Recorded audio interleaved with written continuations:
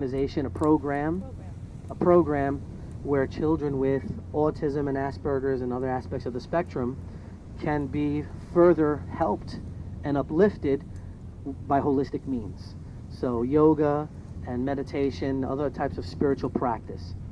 So she tells me that she got a message that I was supposed to be part of this, right?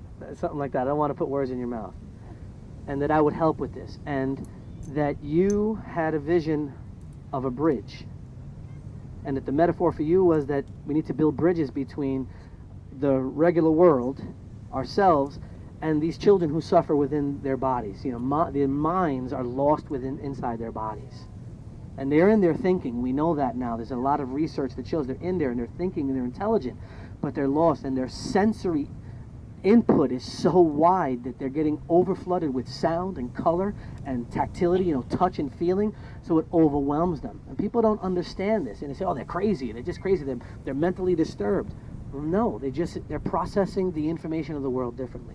So Barbara's getting this image, this vision of bridges, and it was like a medieval stone bridge, cobblestoned bridge, and that the metaphor was that we're going to build bridges between us, and we're going to build it into the minds and the hearts of these kids who, up until this point, have not been really looked after well enough.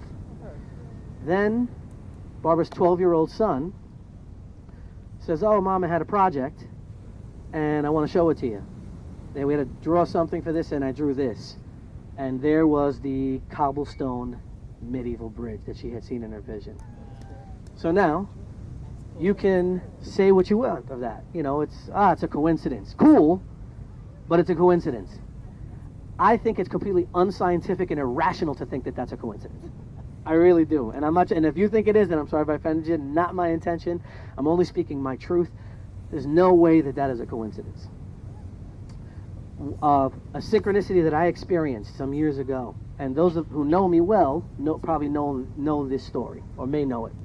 But I'm a high school English teacher in Central Islip. I've been there for 22 years. And I've been doing my best to not only teach English, but to tend to the students. Their minds, their hearts, their relationships, what's going on at home. Right? I was told years ago, when people know how much you care, they'll care how much you know. And so that's been kind of my mantra when I go into the classroom. But about 10 years ago or so, I was having a very difficult year in the classroom. I was having a difficult year with the kids, with the students. And I felt that they weren't listening. And no matter what I planned, no matter how much I prepared, no matter how much I got myself up and ready for the lesson, it wasn't resonating. So my ego kicks in and says, that's because you picked the wrong career, bro. You're not supposed to be doing this. Nobody here cares what you have to say. Now, this is all going on internally, and it's a horrible place to be. Because, you spend all this time and money getting educated to do a career that you do love, and now suddenly, halfway through your career, you're really starting to doubt. So I'm really, really doubting. And I'm running with this thought, and unfortunately I'm feeding it. By thinking about it, it's like watering your weeds. And I was watering these mental and these emotional weeds. So this was the longest school day of my life. And I'm walking through the halls, and I'm going down to the cafeteria, and one of our guidance counselors, who has since retired, comes up to me and says, Eric, can I talk to you? I was like, sure. She goes, I just want to let you know, so-and-so has been working with me for months on an issue that she's having. She came in yesterday and was walking on sunshine. She goes, and she said it was something that you told her in class about the mind and about purpose. She goes, whatever you're doing, Mr. Perez, you keep doing it. Now, I was in such a bad, bratty mood. I said, that's a coincidence, you. Right? Or inside, wherever it is, right? I really, really was feeling so sorry for myself. I said, this is not real. I'm imagining this, and I'm tired. I'm tired of having faith and not seeing any results. I was exhausted, and I think everybody here has probably hit that point at some point in their life. But it's always darkest before the dawn, right? So, I was going through my dark night of the soul right there in the school.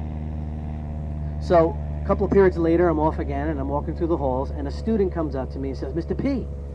I'm like, what's up? They go, remember we were talking about not holding grudges? Holding a grudge is like grabbing a piece of coal that's hot to throw it at somebody, but the second you grab it, you get burned. I was like, I remember. He goes, well, I went home and I apologized to my mom for being so bad. And she cried and I cried. And we're going to go to counseling, mister. I'm going back to church with her. But, thank mister. And they gave me one of those, man chest pound hugs. Not a full hug. He was too cool for school for that. But gave me the love he knew how to give. So there's a second sign. And I said, nope. It's not real. I just was afraid to believe. Because when you believe and you get let down, it hurts. The loftier height you climb to, the greater the fall. And I think that's what I was afraid of. So now I go to my mailbox towards the end of the school day, and there's an envelope. And in our school, we get these letters. Some of us get these letters at the end of the school year. Actually, there are 2 people here who get a lot of these letters. And the letters are from graduating seniors. And they write them to teachers who have made an impact on their life. So I get this envelope, I go upstairs to my room and I open it, and there was just a ton of letters from kids I had when they were freshmen, and now they were graduating, telling me that I changed their life. That the love I showed them made all the difference. And in our district, there's a lot of kids who don't have a lot of strong love at home. They don't have a lot of support at home. And oftentimes, we're the ones that they have. And it was one letter after another. Every doubt I had in my mind was almost perfectly and explicitly being addressed in these letters. And suddenly I felt like I had allergies because my eyes got really watery and hot and warm. And I had to lock the door to maintain my reputation in the school as being tough and cool. And I'm neither. Thank you, bro. My brother's like, you're right, you're not.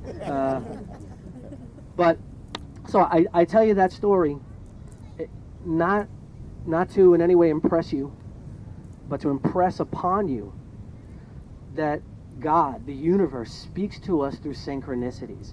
That these similar events are there to tell us that we're either on the right track or that we need to change course.